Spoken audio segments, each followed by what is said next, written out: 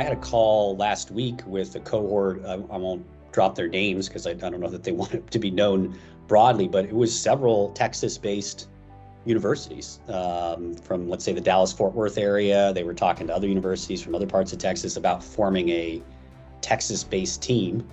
And they seemed very serious. They had a lot of top leaders from the academic institutions that were involved in those discussions. And I had obviously shared with them kind of what's required and the cost of it, and how you have to go out and raise sponsorship money. But we're going to meet with them on site next week when we're practicing.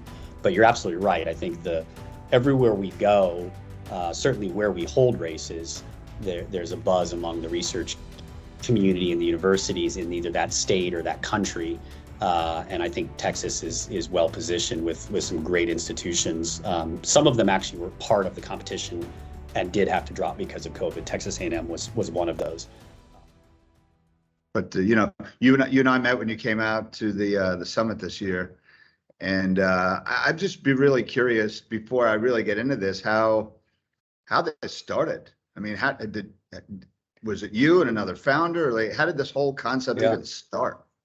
Yeah, so it really started in 2017, and myself and some leaders from the Indiana Economic Development Corporation, which is like the state Department of Commerce for Indiana, we're talking about what could Indiana do to differentiate itself from other states around this topic of autonomous vehicles.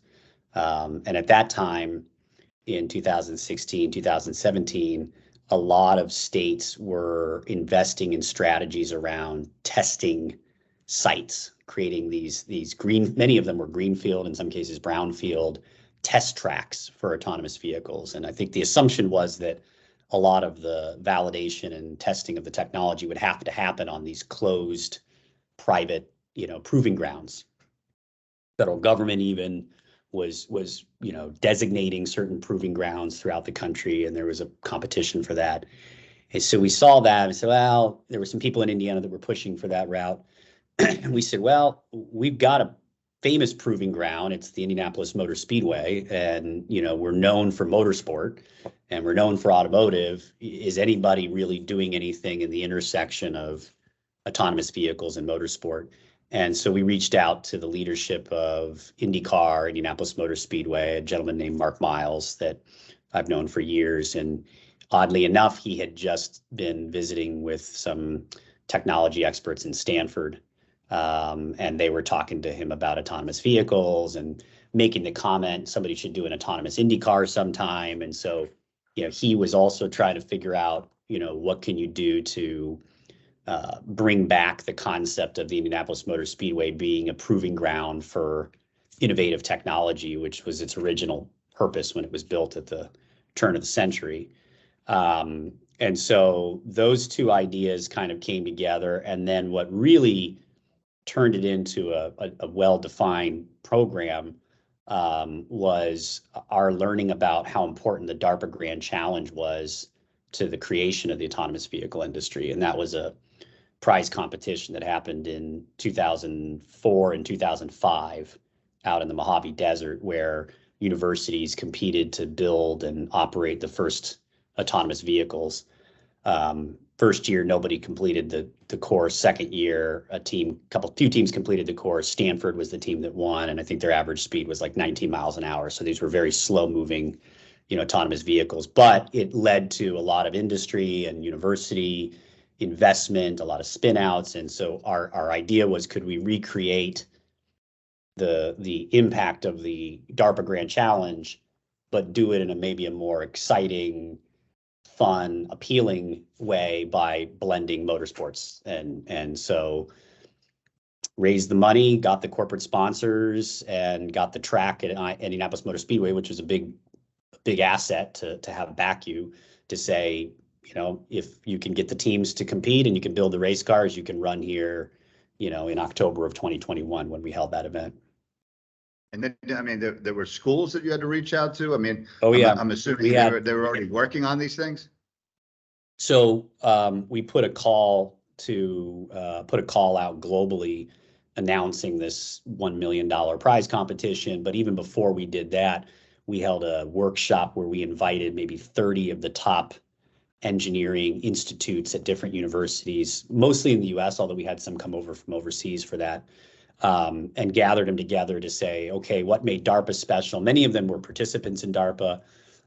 What made that work? What kind of a structure makes sense to make sure that it can align with your academic missions, but that you can also raise money around it, and so on and so forth. And so a lot of the rule set came from those academic institutions saying, we would like to do this, but you need to have one event, not a whole series of them. And you need to have the event, even the timing of the event was scheduled around having a lot of summer practices, so the students wouldn't be in classes and could practice in the summer. And the rule set of the competition, having it be on an oval versus a road course initially, having all the cars be exactly the same. These all came from input from the university communities.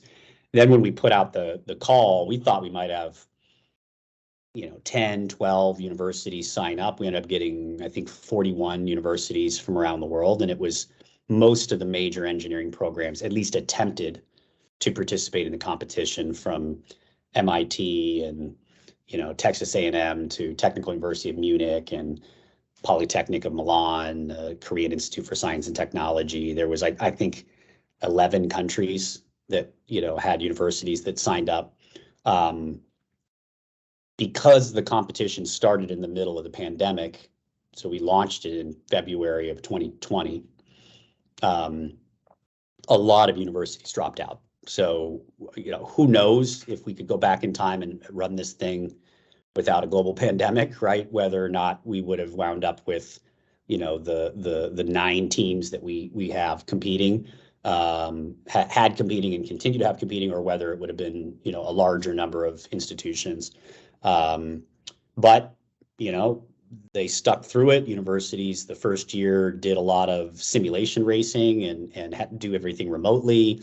And then when we built the race cars, Indy Autonomous Challenge coordinated building the race cars with industry sponsors and partnership with Dallara, the race car manufacturer, and a university, Clemson University Center for Automotive Research. We built the prototype car and then built 10 of these race cars.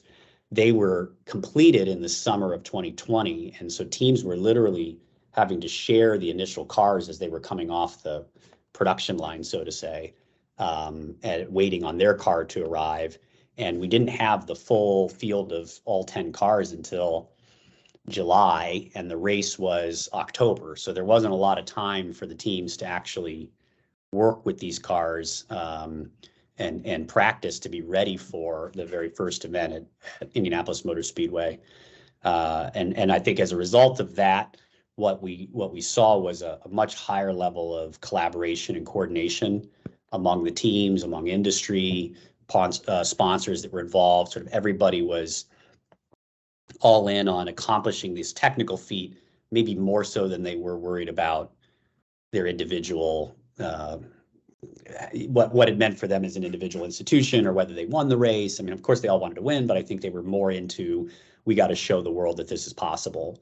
And we were able to do it. We set all kinds of speed records at the first event, and then a few months later at Las Vegas Motor Speedway during CES in January of this year, we showcased head-to-head passing, which had never really been done anywhere in the world with high-speed autonomous vehicles. So cars passing each other at 150, 170 miles an hour.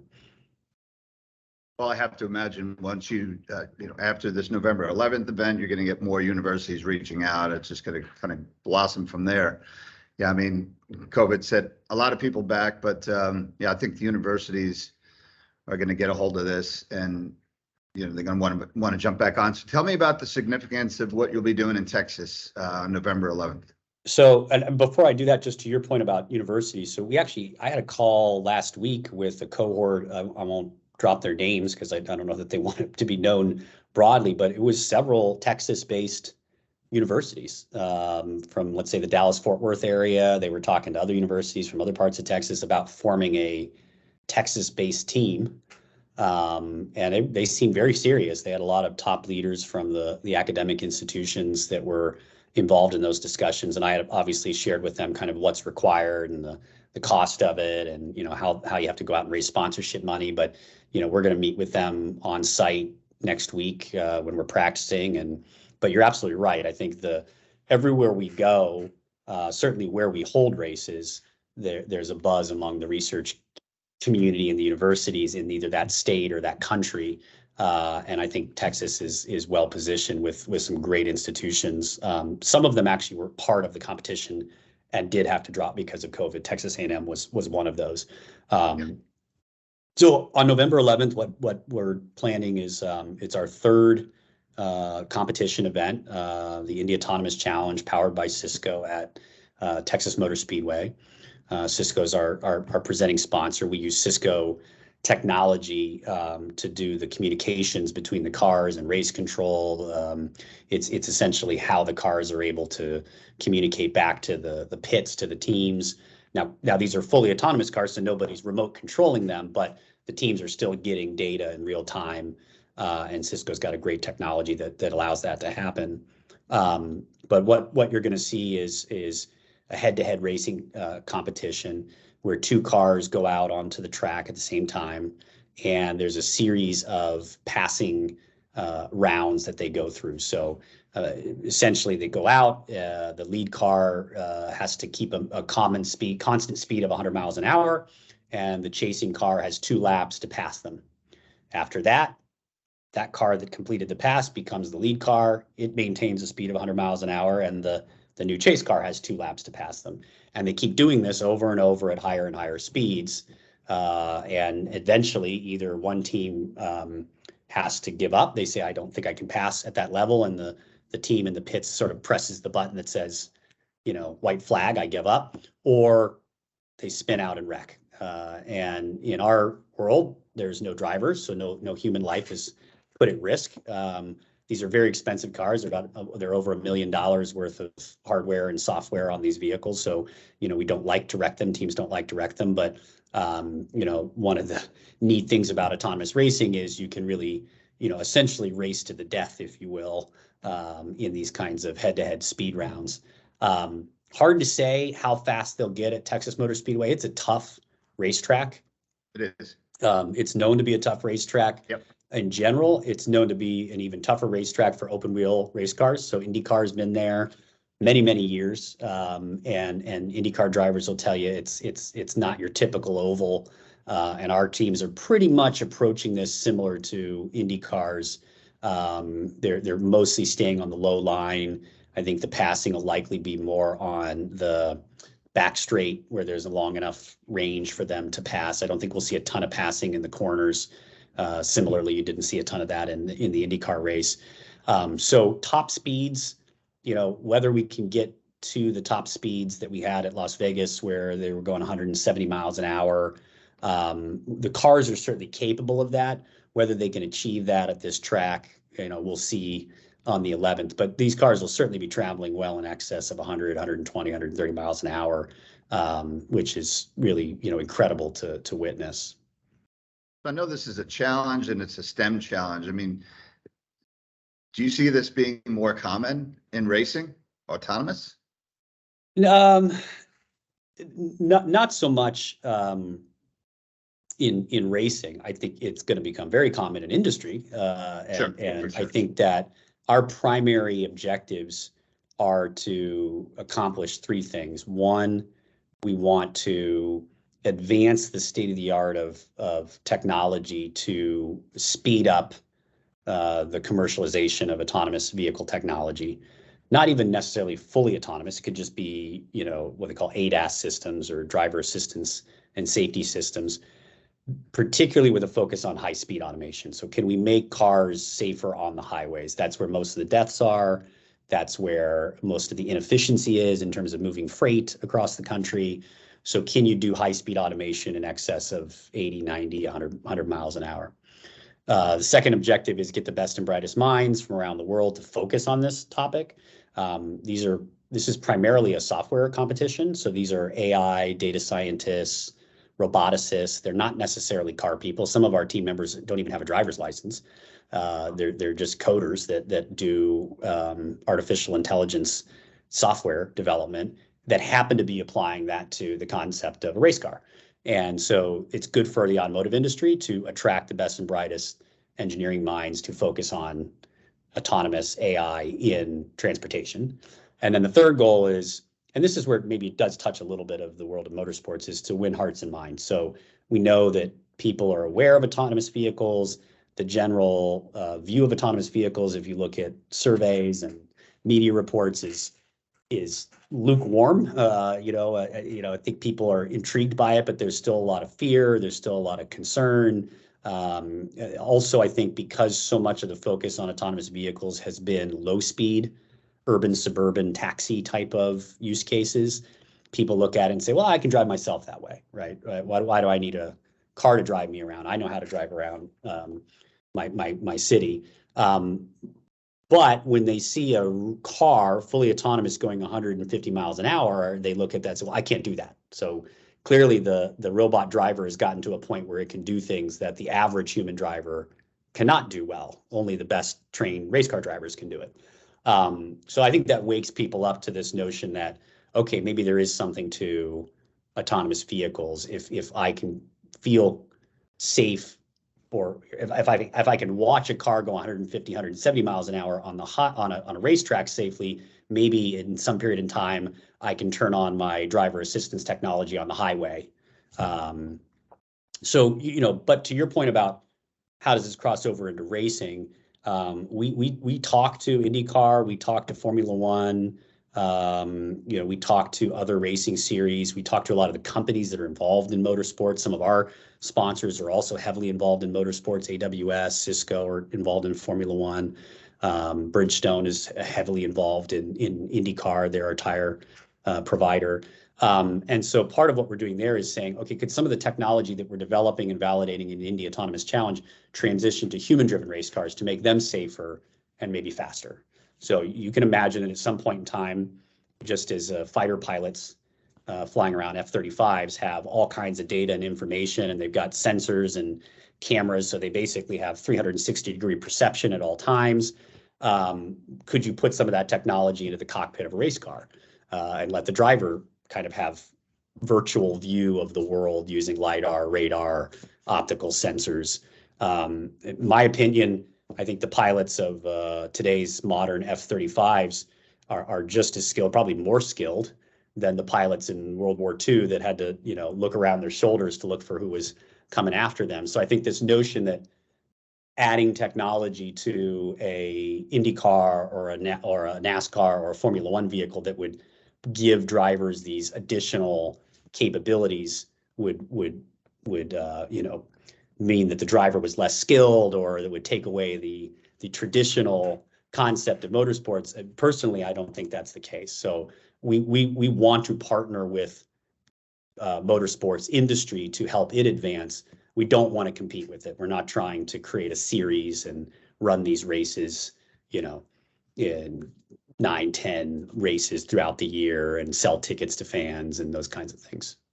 Yeah, well, it's a different type of skill too, right? I mean, yeah.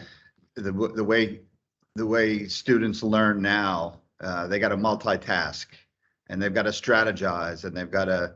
I can only imagine what's involved in the autonomous, the skill set that you need to compete in a race and win and not crash. And it's like you said, some of these people haven't even driven cars before, so it's a different skill set. So tell me, I mean, why is this important to you? Obviously, this is a big part of your life. Why is this important to you? Yeah. So my whole career I've spent trying to walk the line between, how do you do things that are technologically advanced and even to some extent futuristic, but do so in a way that tries to move those technologies into the market more quickly. I spent a lot of time working on the early electric vehicle technology deployment in 2008, 2009, some of the early deployments of renewable energy and battery storage. And so, saw autonomous vehicles as that next frontier in innovation and technology.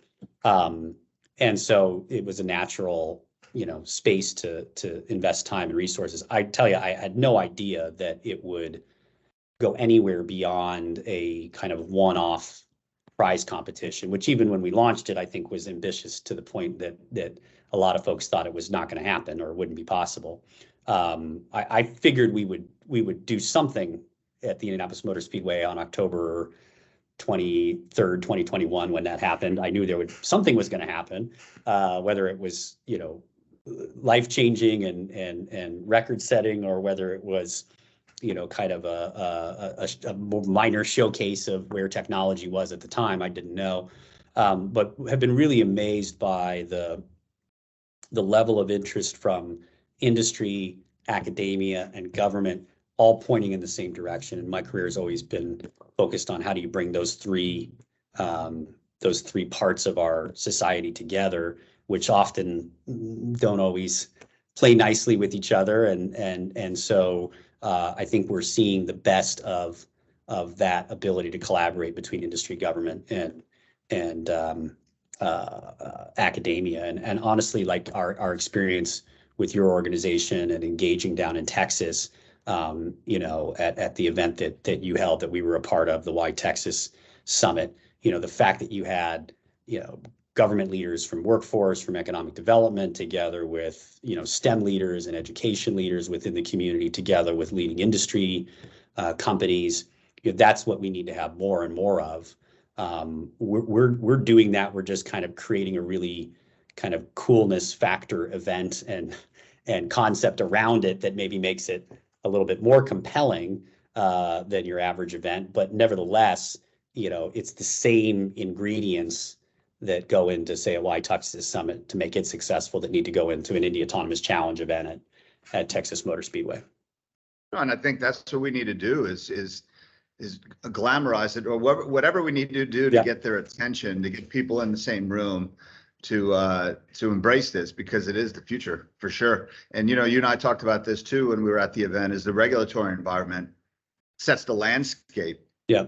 And then you put the parties together and big things can happen. So I'm assuming. And one advantage we've had, I will say, is we chose to utilize the platform of motorsport and the venues of racetracks to allow for very much pushing the envelope of what is possible, and what I will very frankly say would not be encouraged. Certainly, I don't think should be legal to be done on public roads. So we should not take our race cars and run them 170 miles an hour down, the turnpike, around Texas Motor Speedway. But once we enter into the track, we can safely do it. And so it has given us an environment where the local government, the federal government, even Department of Defense, have been very encouraging and supportive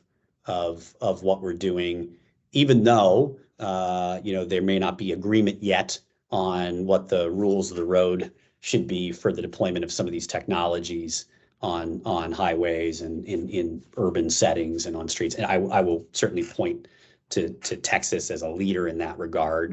This home state I'm in, Indiana, also I think has been great on allowing the testing and validation of autonomous vehicles. But we're running at Texas Motor Speedway, and just outside of that track, in that area around the North Dallas, Fort Worth area where the Alliance Airport is, and some of the other assets in that area, there's all kinds of testing and validation going on of autonomous trucking, particularly autonomous vehicles. And that is happening in part because of the environment, the business and government and institutional support for that industry that has been embracing it and welcoming of it. And that was a decision, that was a variable in the decision that where Cisco and Indy Autonomous Challenge wanted to hold this event, and why Texas Motor Speedway was chosen over other oval racetracks throughout the U.S. Well, and there's no larger skills gap than what's needed in the long haul trucking industry. Yeah. So, I mean, we think of autonomous vehicles and it's, being able to drive without holding the steering wheel and all that. And that's great. And hopefully someday we do get there. But without a doubt, it's the long haul trucking where they don't need to rest, Yeah. right? They don't need to stop. I mean, of course, they'll need to stop to recharge, but I think that's really where the most impact for autonomous. Yeah, no, I couldn't agree more. It is a very important area, and it's one that has some natural synergies with Indy Autonomous Challenge in that they are having to deal with higher speeds. So typically these trucks are going 60, 70 miles an hour.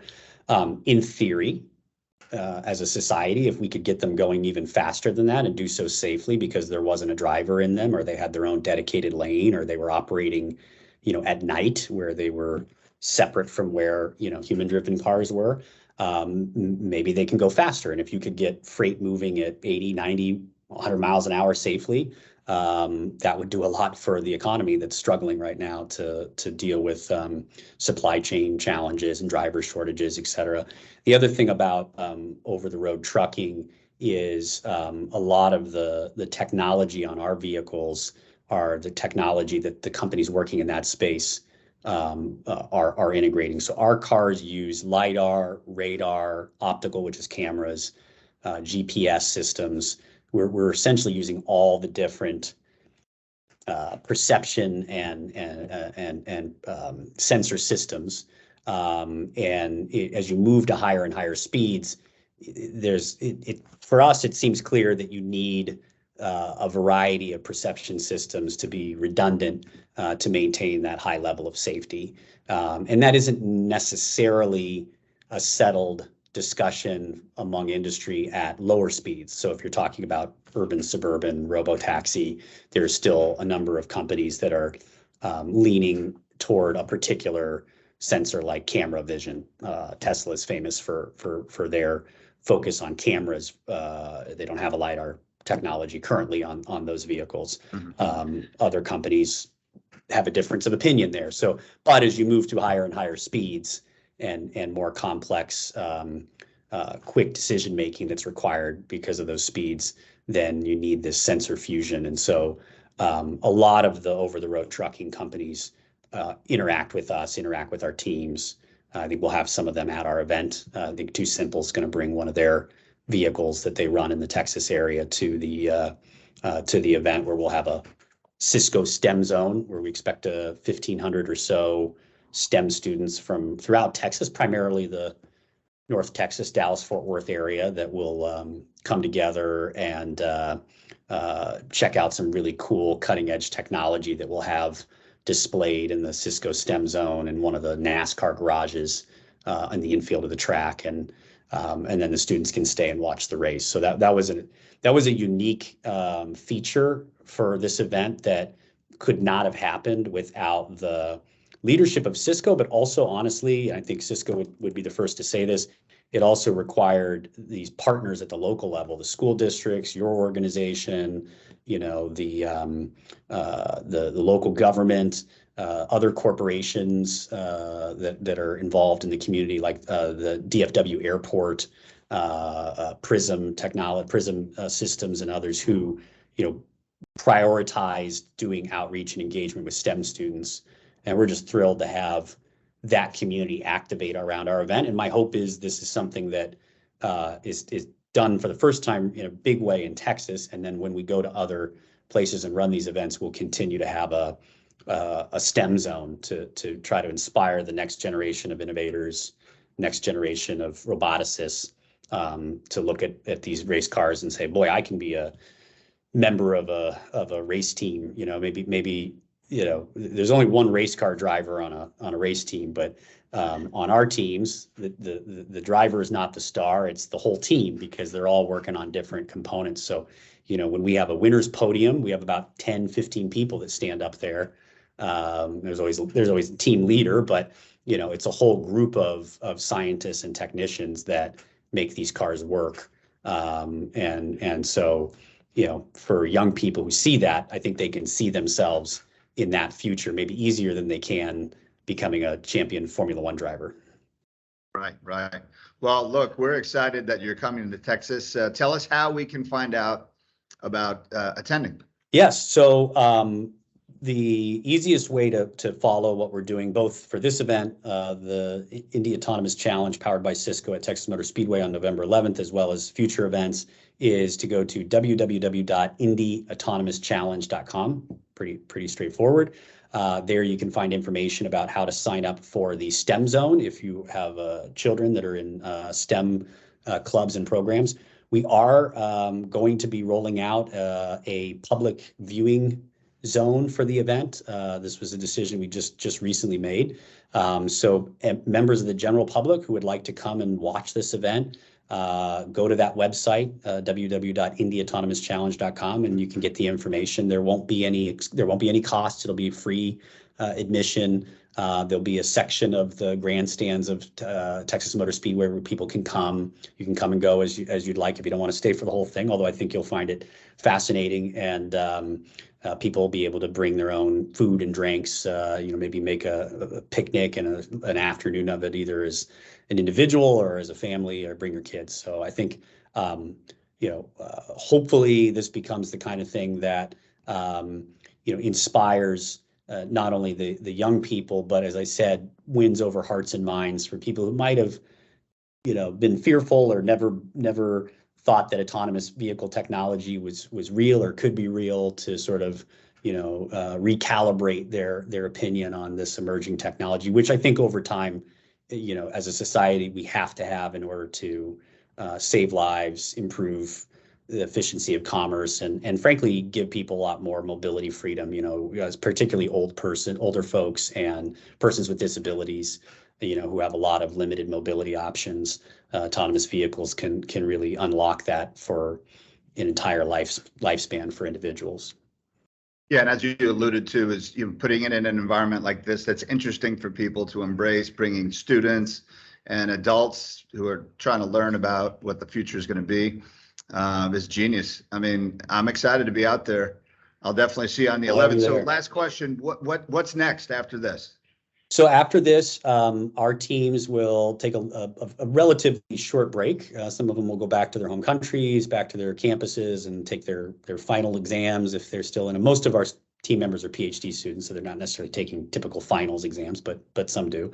And then we will be back racing at the Las Vegas Motor Speedway on January 11th for the Autonomous Challenge at CES. CES is obviously a big tech innovation show, the biggest tech innovation show in the country, first week in January. So our race is January 7th. You can watch that race stream live from our website. It will be, attendance is restricted for that to only registered attendees for CES. So if you're going to CES and you're registering, it's a good reason to go to CES. Please come and check it out. If you're not going to CES, watch it on a live stream from our website or on our channel at Twitch through our partnership with AWS. And then at CES, we will be announcing what our plans are for 2023 and beyond. And we definitely are going to continue racing into the future, and excited to share some of our plans very early next year. Well, good. Well, we'll be following you, and hopefully you come back to Texas, and hopefully we get this big Texas team. Sounds like there's a lot of interest. There you go. From some of the universities in Texas to, go bigger. That's right. That's right. All right. Well, thank you very much, Ed. I appreciate all that you do and for your support for this event, and look forward to continuing to collaborate for years to come. Likewise. Thanks for joining us. I appreciate it.